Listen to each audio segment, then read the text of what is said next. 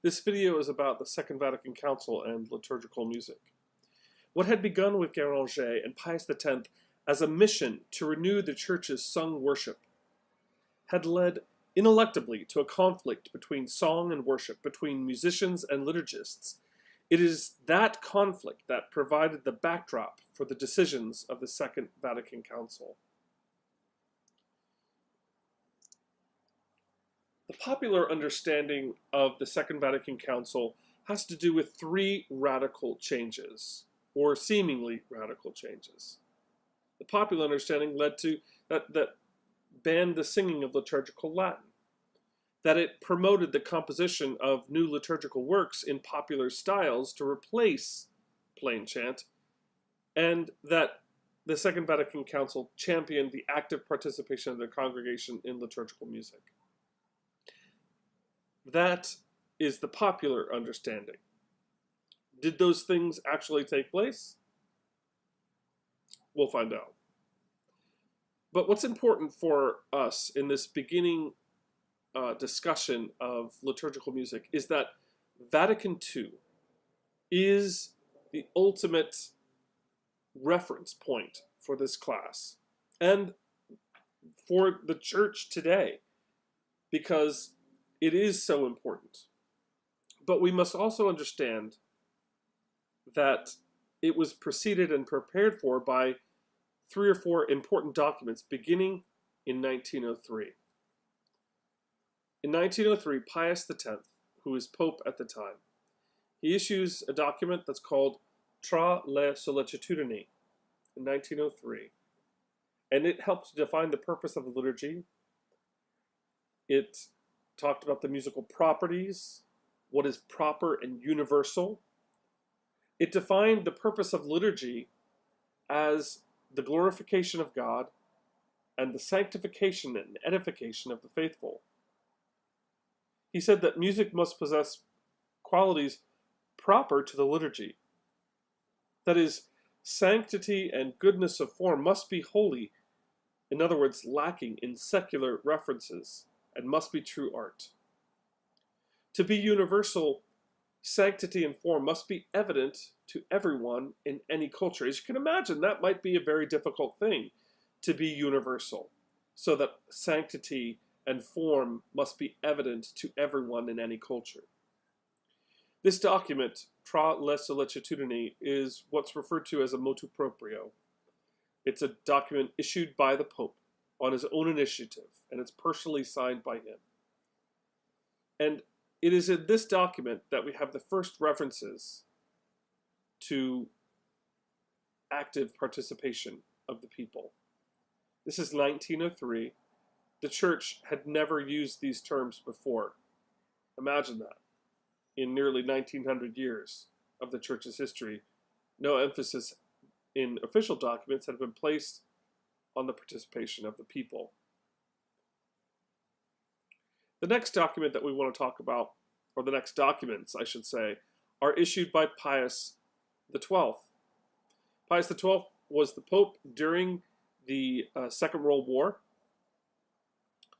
and his documents, you can see the titles there, are issued from 1947, 1955, and 1958. These documents reinforce the reforms of Pius X, especially congregational participation.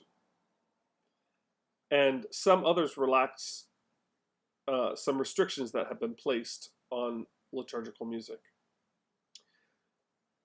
Now, I want you to go back up and look at 1903 and Pius X, Tra le Sollecitudini.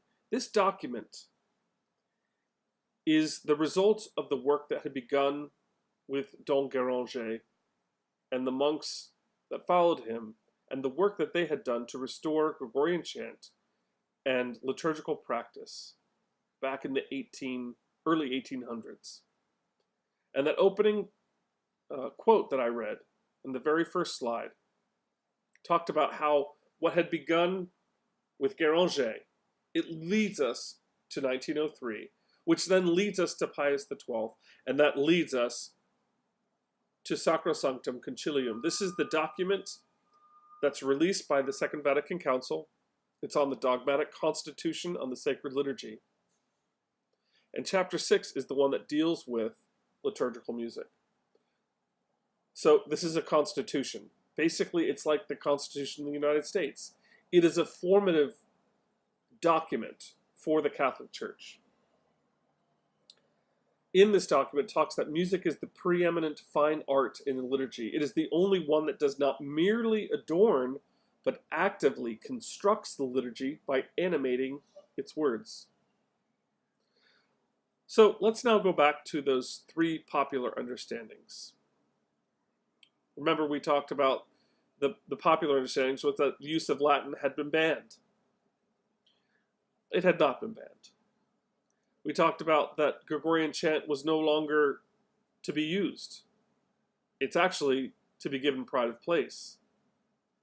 And that active participation is emphasized. And that is true.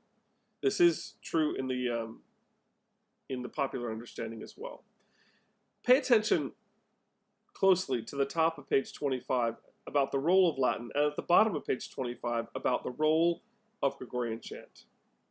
There is no doubt that promoting the active participation of the congregation in liturgy is a major theme of the document, and it appears in 12 of the articles. Let's move on. The first paragraph on page 29 is important. Despite the fact that popular hymns are short and easy, they should manifest a religious dignity and seriousness. The music that comes from the indigenous cultures around the world. The next document I want to talk about is called Musicum Sacrum. This is the post-conciliar instruction on how to implement practically the documents of Sacrosanctum Concilium. What's interesting, though, is that change came almost immediately. In the most previous important ecumenical council of the Church, the Council of Trent, reforms took much longer to be implemented. But here in the 1960s, and the 1970s, following the Second Vatican Council, changes were issued incredibly fast. A monk, Pius Parch, who is from the Czech Republic, he concluded that chant and Latin were ultimately impediments to the deepest level of congregational participation. As you might imagine, of course they would be impediments. No one speaks Latin, and no one really sings chant. But is this the be-all and end-all? Should this be the end of it, what Pius Parch says? Because the Church says that we should still use Latin, and the Church says that we should give Gregorian chant pride of place. So how do we bring those two things together to make them work, as the Church calls us to do? Well, let's go back now, and we're going to talk about Prosper Guéranger. Prosper Guéranger is the abbot of Salem. He's also known as Don Guéranger. He's the abbot of Salem, which is an abbey in France. And he issues a very important series of books on the liturgical year. But what I'd like to emphasize about Guéranger is that in the 1830s, when he reestablishes the monastic life in France, post-revolution France. So pre-revolution France, virtually all Catholic orders were expelled. The Jesuits were expelled, the Christian Brothers were expelled. They were founded in France. But they were expelled because, and monasteries were dismantled. They were expelled partially because they held a lot of power and a lot of land. And the revolution, as you know, was against the status quo, and the Church had a very important hand in that status quo. But in the 1830s, Guéranger reestablishes the monastery at Salem. and the monks there begin to sing the Gregorian chant, and Guéranger wanted them to sing the chants authentically. So we're going to see him a number of times throughout this class, referring to Prosper Guéranger. But maybe we should talk about, well, what is chant? What is plain chant? What chants might you know? How about this one? It's being sung this time of year. This is December 2018.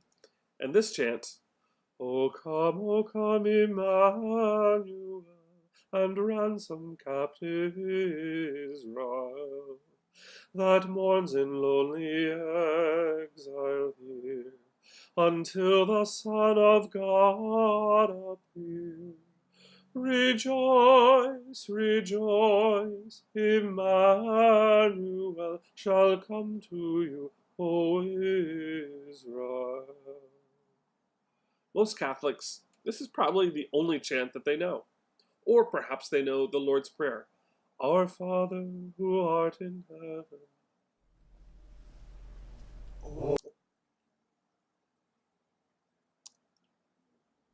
Here's the original of O Emmanuel, which is a responsory. This is the monks of St. Meinrad Archabbey singing. As you can hear in the recording, there's a lot of reverb. You can almost hear how the music kind of goes on and on and on in that building. So now I want you to sing a little bit. Don't worry about how perfect it is. Just try to fit into the sound of this thing. So I really actually want you to try it.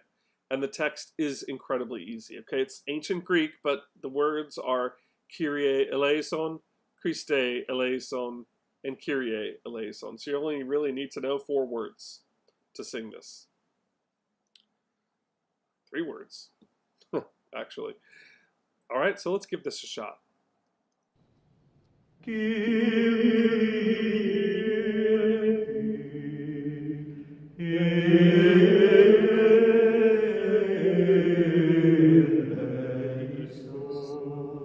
And now everyone repeats it.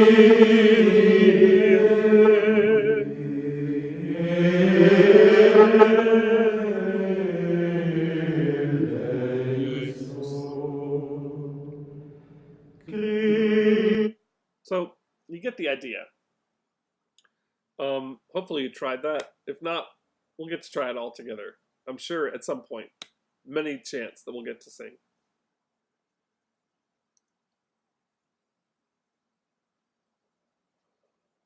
There was, in most places, a musical vacuum after the Second Vatican Council, which the tremendous impetus and drive for active participation by the laity was filled all too rapidly. The Council Fathers, coming from Asian and African lands in particular, wished for more latitude to introduce aspects of their native cultures, especially their music, into the sacred liturgy, and found allies among the leaders of the liturgical movement. The Council Fathers clearly sensed the excitement and power of the moment.